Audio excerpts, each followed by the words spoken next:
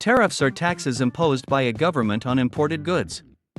They are used to restrict trade, protect domestic industries, and raise revenue for the government.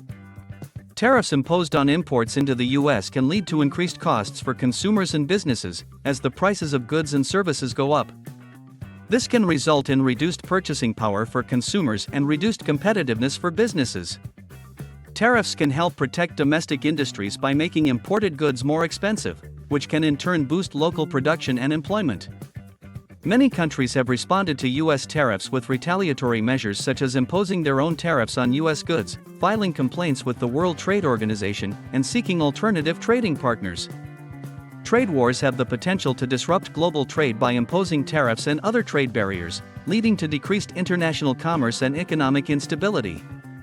Tariffs have been debated for their effectiveness in addressing trade imbalances, with some arguing that they can protect domestic industries and create a level playing field, while others contend that they can lead to retaliatory measures and hurt consumers through higher prices. The long-term consequences of tariffs on economic growth can lead to reduced international trade, higher consumer prices, and disruptions in supply chains, ultimately impacting the overall economic growth of countries. When it comes to resolving trade disputes, it's essential to explore potential alternatives to tariffs, such as negotiations, arbitration, and trade agreements. Despite its wealth, the U.S. has among the lowest life expectancies and highest mortality rates in high-income countries. Life expectancy in the U.S. has declined for 3 consecutive years before the COVID-19 pandemic, and dropped further during the pandemic. During the pandemic, 8 of the 10 leading causes of death increased, including maternal, child, and adolescent mortality.